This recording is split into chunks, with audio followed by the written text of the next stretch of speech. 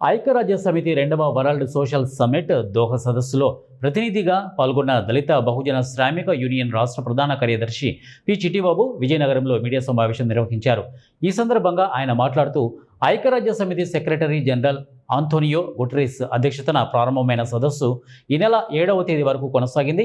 ఇక ఐక్యరాజ్య సమితిలో సభ్యులుగా ఉన్న 193 దేశాలు అధికార ప్రతినిధులతో పాటు వివిధ స్వచ్ఛంద సంస్థల ప్రతినిధులు కూడా పాల్గొన్నారు.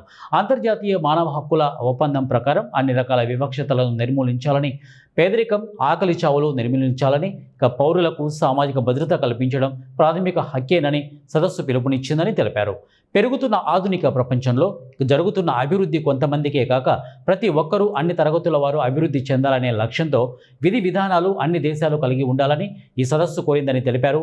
సుస్థిర అభివృద్ధి లక్ష్యాలు సాధన చివరి దశకు వస్తున్న ఇంకా ప్రపంచంలో 2.70 మిలియన్ల ప్రజానికం వివిధ వివక్షతలను ఎదుర్కొంటూ అత్యంత దయనీయమైన సామాజిక ఆర్థిక స్థితిగతుల మధ్య కొట్టుమిట్టాడుతున్నారు. అభివృద్ధికి ఆమడ దూరంలో ఉన్నారని, అభివృద్ధి చెందిన దేశాలు అభివృద్ధి చెందుతున్న దేశాల మధ్య సహకారం చాలా అవసరమని ఆ దిశగా అడుగులు వేయాలని కోరారు.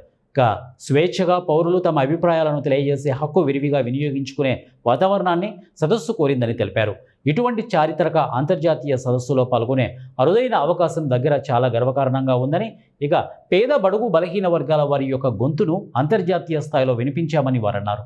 ప్రపంచంలో వివిధ వివక్షతలకు గురవుతున్న సమూహాలను, డిస్క్రిమినేటెడ్ కమ్యూనిటీలను గ్లోబల్ ఫోరం అనే సామాజిక సంస్థ ఒకే దరికి చేర్చి ముక్త కంఠంతో అసమానతలను నిర్మూలించాలని చేసిన కృషి గొప్పదని ఈ కార్యక్రమం గురించి తెలిపారు. ఈ కార్యక్రమంలో జిల్లా child rights forum convener Bhavireddy Shankarrao, Dalit Bahujan Shramik union జిల్లా కార్యదర్శి ఎంపీ రాజు, మొండూరి సూర్యచంద్ర, ఇక డొమెస్టిక్ వర్కర్స్ ఫారండో మెస్టిక్ workers forum coordinator Korukonda Varalakshmi, సియాదుల DBSU జిల్లా నాయకులు సియాదుల పార్వతి, జాన్ కెనడి తదితరులు పాల్గొన్నారు. అనిపిస్తున్నాయి.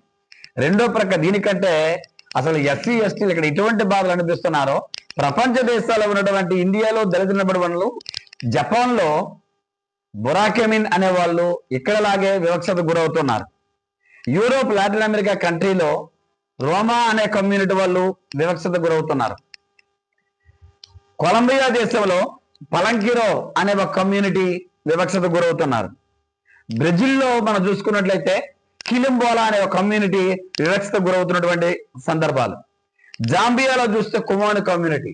ఈ విధంగా ప్రపంచ దేశాల్లో ఎక్కడెక్కడైతే అణగారిన వర్గాలు ఉన్నాయో, వివక్షత గురి కాబడుతూ ఉన్నాయో వీళ్ళందరి తరపున global forum of the communities discrimination work and descent మనం ఇక్కడ బోర్డు మీద చూస్తూ ఉన్నాం. ఈ ఆర్గనైజేషన్ ఆధ్వర్యంలో ఈ మహాసభలకు ప్రతినిధిగా హాజరవడం జరిగింది. సో అక్కడ మాట్లాడడం ఒక సందర్భం, గొప్ప అద్భుతమైనటువంటి అనుభూతి. అందులో భాగంగా ఈ సమావేశాలను ఐక్యరాజ్య సమితి సెక్రటరీ జనరల్ ఆయనే నేరుగా దీన్ని ఆయన ప్రారంభించారు. ఆంటోనియో గుటెరస్ ప్రారంభించి 193 దేశాలు సమావేశాలు వేలాది మంది పాల్గొన్నారు. ఒక పక్క కార్మిక హక్కుల మీద సమావేశాలు, విద్యపరమైన సమావేశాలు, సామాజిక భద్రత మీద సమావేశాలు, అలాగే మహిళల సమానత్వం మీద సమావేశాలు, మెయిన్ సమావేశాలు జరుగుతూ ఉంటే మన దేశానికి ఆ సమావేశానికి మన కేంద్ర లేబర్ అండ్ ఎంప్లాయ్మెంట్ మినిస్టర్ కేంద్ర ప్రభుత్వ ప్రతినిధిగా వచ్చారు. అలాగే విపుల్ అనేటువంటి మన రాయబారి, ఖతర్ దేశంలో రాయబారి భారతదేశం తరఫున హాజరవడం జరిగింది. అక్కడ నివేదికల్లో చాలా స్పష్టంగా ఈ దోహా డిక్లరేషన్ 4 అంశాల మీద మాట్లాడింది. ఒకటి, వెంటనే భారతదేశంలో కానీ ప్రపంచ దేశాల్లో కానీ తక్షణమే ఆకలి చావులు నిర్మూలించబడాలి. ఒక ప్రక్క జపాన్ దేశము చాలా అభివృద్ధి చెందిందని చెప్పుకుంటున్నాం. ప్రపంచమంతా చూస్తే సాంకేతికరణ పెరిగింది, వినియోగం పెరిగింది, అభివృద్ధి చెందామని చెప్పుకుంటున్నాం. కానీ పేదరికం కూడా అంతే ఎత్తున పెరుగుతుంది. అసమానతలు కూడా ఉన్నవాడికి లేనివాడికి మధ్య అసమానతలు పెరుగుతూ ఉన్నాయి. ఇది చాలా పెద్ద ప్రమాదకరమైనటువంటి సంకేతం ప్రపంచానికి కనిపిస్తుంది.